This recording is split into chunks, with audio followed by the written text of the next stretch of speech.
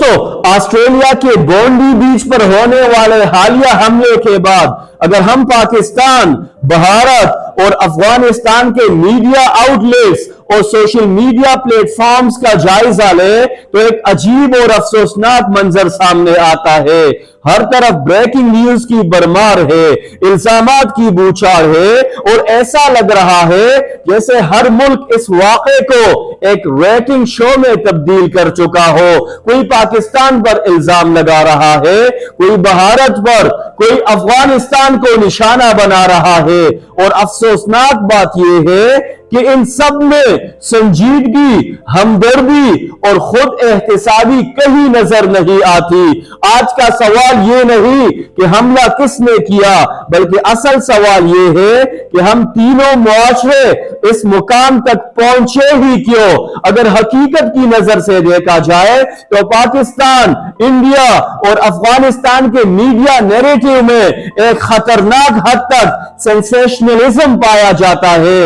ہر کوئی دوسرے پر الزام لگا رہا ہے، ہر کوئی دوسرے کو مجرم بنا رہا ہے اور اس الزام تراشی کو ایک نیشنل وکٹری کی طرح پیش کیا جا رہا ہے۔ سوشل میڈیا پر ٹرینڈ بن رہے ہیں، لوگ ایک دوسرے پر ہنس رہے ہیں اور جیسے کسی اور کے غم پر خوش ہونا کوئی انٹرٹینمنٹ بن چکا ہو۔ حالانکہ سچ یہ ہے کہ اگر آج کسی ایک ملک کا شہری اس جرم میں ملوث ہے تو کل یہ آگ دوسرے ملک کے دروازے پر بھی پہنچ سکتی ہے۔ دوستو آپ نے بھی سنا ہوگا کہ ریاست ماں ہوتی ہے۔ یہ محض ایک نعرہ نہیں بلکہ اس کے پیچھے ایک بڑا فلسفہ ہے۔ گزشتہ 20 سے 40 سالوں میں اگر ہم پاکستان، انڈیا، افغانستان کی ریاستی پالیسیوں، پولیٹیکل بیہیویئر اور ایجوکیشنل ڈائریکشن کو دیکھیں تو ہمیں نفرت، انتہا پسندی اور تقسیم کا بیج واضح نظر آتا ہے۔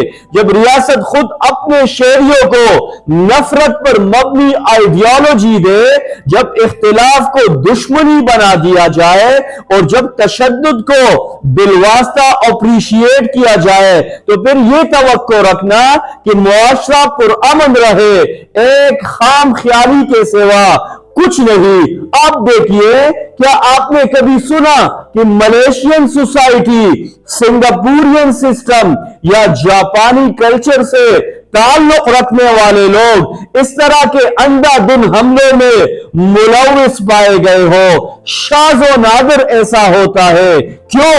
کیونکہ وہاں کی ریاستیں اپنے شہریوں کو مینٹل ٹریننگ، سوشل ڈسپلن اور کولیکٹیو ریسپانسبلٹی پر کام کرتی ہے، جبکہ ہمارے خطے میں بدقسمتی سے نفرت کو نیشنل آئیڈینٹی بنا دیا جاتا ہے۔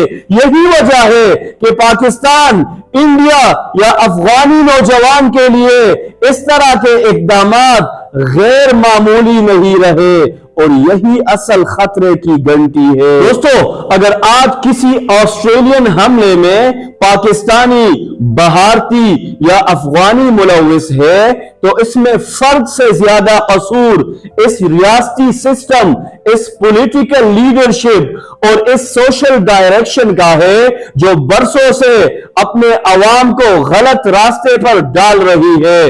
دوسروں کے غم پر خوشی منانا، ایک دوسرے کی بدنامی پر تالیاں بجانا، یہ نہ سیولائزڈ بیہیویئر ہے اور نہ ہی کسی زندہ قوم کی علامت۔ اب وقت آ گیا ہے دوستو کہ پاکستان، بھارت اور افغانستان اپنی حکومتوں سے سوال کرے، اپنی سمت درست کرے اور نفرت کے بجائے انسانیت کو پریورٹی بنائے، کیونکہ یاد رکھیے جو آگ آج ہم دوسروں کے گھروں میں جلتی دیکھ کر خوش ہو رہے ہیں، کل وہی آگ ہمارے اپنے دروازے پر بھی آ سکتی ہے۔